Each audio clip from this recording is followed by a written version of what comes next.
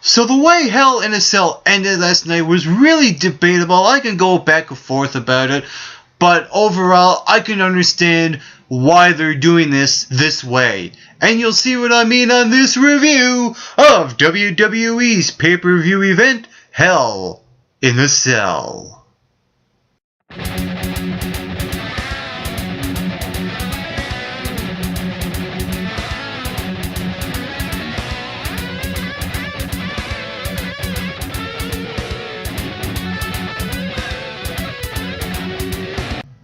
So the first match on the card was the kickoff match. Now, it was supposed to be Curtis Axel defending his Intercontinental Championship against Big E Langston, but due to an injury, that never happened. So what we got was Damien Sandow versus Kofi Kingston, and what you see is what you got. I thought, that last minute match came off actually pretty well. I thought that Damien Sandow going over Kofi Kingston was the right way to go, because Damien Sandow has the Money in the Bank briefcase and he has to look credible in order for him to cash in the right moment. So with that being said, I think that the WWE, I gotta give them props for making one of the last minute matches, one of two actually. I'll get to the other one in just a bit. But making this match last minute, Damien Sandow, Kofi Kingston, and the outcome of that was really smart. And I love how the WWE are quick on their feet when it comes to, like I said, those last minute matches. Going into this pay-per-view, I thought, okay, this will be the show to end most of the storylines. And with that being said, some felt that way and some didn't. And I'll get to that in just a bit. The first match was for the Tag Team Championships. Cody Rhodes and Goldust faced the Shield and the Usos. And the winner, Cody Rhodes and Goldust. And I thought that was the right way to go, because it would be too soon for them to lose the Tag Team Championships. And there were some really great moments throughout that match, especially in the last few minutes. And it always happens in tag team matches where there are multiple guys wrestling in the match. And so I like that. And what happened was that there was a moment where Cody Rhodes went for a suplex with the Shield member off the top rope outside of the ring, and he landed on all of the superstars that were in the match. That moment alone was absolutely incredible.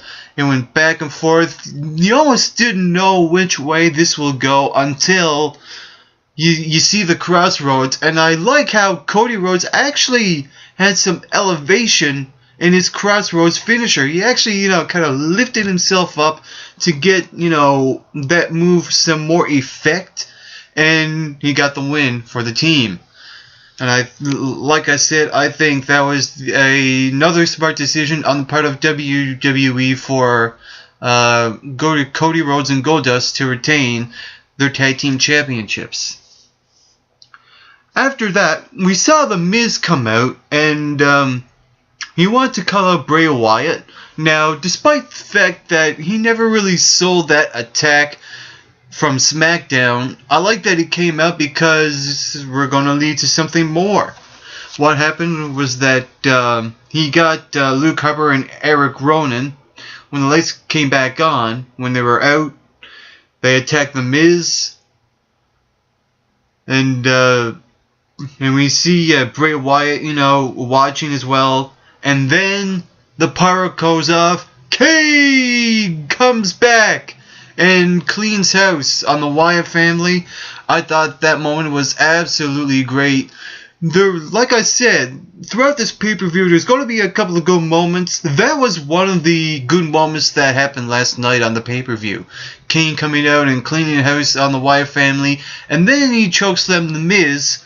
That kind of signalizes that he's back with no alliances. That's the Kane that we should have going forth on Raw and SmackDown. Also on the show, we saw a mixed tag team match. It was a filler match on the card. It was Fandango teaming with Summer Rae, making her pay-per-view debut in a wrestling match. They took on the Great Khali and Natalya, and the winner was Fandango and Summer Rae. What I like about that match is that, there were, we got to see the Divas more in the ring. They actually had some more in-ring time as well. I think that Summer Rae pinning Natalya was the right way to go, because really, what better to make your debut on a pay-per-view and have you go over the other diva. I think that was another smart move on the part of WWE. Also last night, Big E Langston defeated Dean Ambrose in a United States Championship match, but via countout, therefore still United States Champion Dean Ambrose. This was another last minute match that was made at the last second when the pre-show was going on as well. So I like that, Big E Langston not winning the championship was a smart decision because of the fact it was made last minute. So with that being said, Dean Ambrose and the Big E Langston feud is not going to be over, because I can see a situation where Dean Ambrose loses the championship to Big E Langston and the Shield goes their separate ways shortly after. And I think it's going to happen sooner rather than later, because approaching is Survivor Series, and it's their 1 year as a group. So for them to have that split somewhere around that time would actually be a pretty good decision.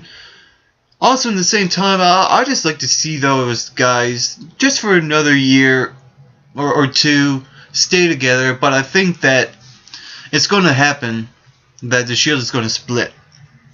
So with that being said, Big E going over Dean Ambrose but not winning the championship was a smart decision.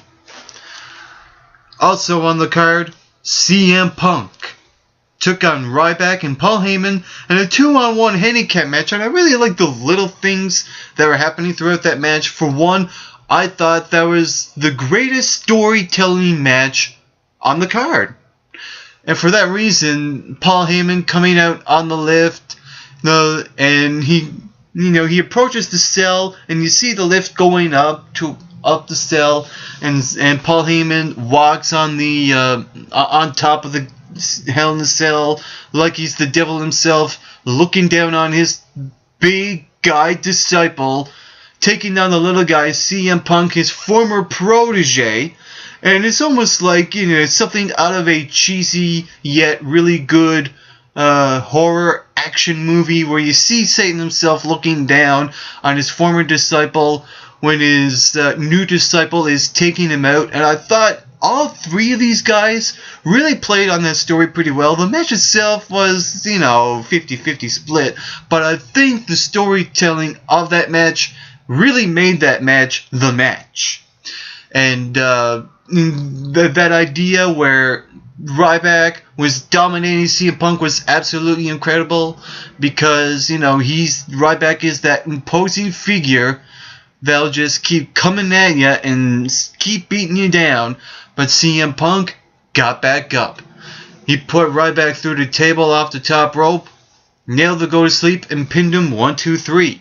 Shortly after, he climbed the cell, got his hands on Paul Heyman finally, and nailed the go to sleep on top of the Hell in the Cell. That was another moment I think that was really, really good.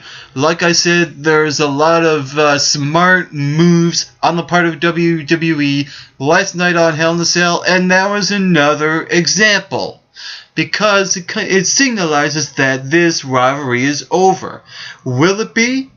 We'll see what happens tonight on Monday Night Raw, if indeed it is over or not. But I think the way it should go is that this rivalry comes to a close between CM Punk and Paul Heyman. I think they should move on for CM Punk to be that contender to face the WWE champion. And I think that should be the direction to go going forth for CM Punk. Also last night, we saw Los Matadores, Ole, taking on the Real Americans, Antonio Cesaro and Jack Swagger. It was actually not half bad, the last couple of minutes, where Antonio Cesaro got that swing in on the Los Matadors, and at least Cesaro got his moment in, but it really wouldn't make sense for the Real Americans to go over Los Matadors because they would lose momentum as well. So, to me, it makes sense for Los Matadors to go over the Real Americans as long as Cesaro had his moment, as well as Jack Swagger with the Patriot Lock, but not making the guy tap out. I was actually almost hanging on the edge of my seat and I'm just yelling to the TV, don't tap, don't tap, don't tap. Thank God he didn't, because if the Los Matadors lost on a pay-per-view, much less their first one, they will lose a lot of momentum. And like I said, another smart decision on the part of WWE, Los Matadors goes over the Real Americans. And then, the World Heavyweight Championship was on the line. Alberto Del Rio defended his title against John Cena. The match itself was actually not half bad. It wasn't the greatest match. I was expecting this match to be inside the Hell in a Cell. I'm not really sure what happened there, but I was expecting that. So, I can see why they didn't, because they never really promoted it as a Hell in a Cell match. They promoted it as John Cena returning to face the World Heavyweight Champion Alberto Del Rio for the title. And I really like that back and forth, with the attitude adjustment, crossover breaker, attitude adjustment, 1, 2, 3. That moment I liked. And I think that, playing on that that John Cena injury with the crossarm breaker was another good storytelling moment as well with John Cena's return. I think that John Cena winning the World Heavyweight Championship was a smart decision, because the world title itself needs to be important again, and I think John Cena is that guy to make it happen. Also on the show, we saw the Divas Champion AJ Lee take on Brie Bella.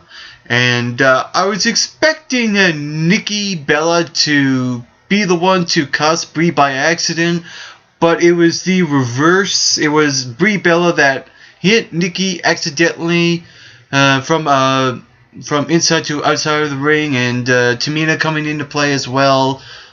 And AJ going over Brie Bella, again, a smart decision. And for one of the reasons is that, she's got that bodyguard. That story is still new. And I think that AJ Lee is still the face of the Divas division. And therefore, I think that was a smart decision as well for AJ Lee to go over Brie Bella. And the main event was Randy Orton versus Daniel Bryan for the WWE Championship, with Shawn Michaels as a special guest referee. And what happened was that throughout that match, we saw Triple H come out and trying to get Shawn Michaels to do the right thing was best for Triple H.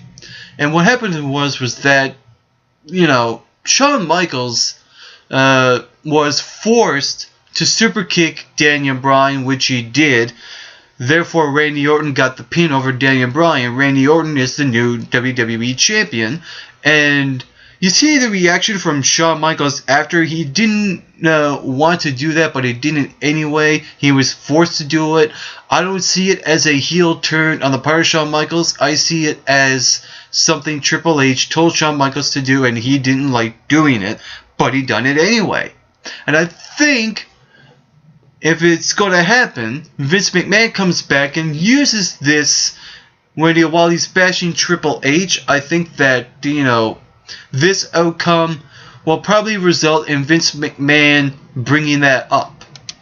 And I think that I know that a lot of people don't like that Daniel Bryan is the champion. I can understand that because Daniel Bryan, we thought he was going to get that big payoff at the final storyline at Hell in a Cell. And I can understand people's frustration because Daniel Bryan is a hell of a wrestler. He's one of the greatest wrestlers that's on Raw and SmackDown in the WWE. So I can understand people's frustration of him not winning the WWE Championship. But the way I look at it is that it's all part of one big storyline when Vince McMahon comes back and just talks back at Triple H of how he's abusing power and what happened with Shawn Michaels, using Shawn Michaels to his advantage because they are best friends, and Triple H just used that to his advantage. I think that last night's pay-per-view was an alright pay-per-view. I thought it was better than the last two combined, but it is an improvement from those last two, but overall, I'd give it a 7 out of 10. And there you have it. That was my review of last night's show.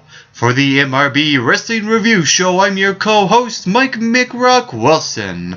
And to all you viewers watching, get plenty of rest and always do your best.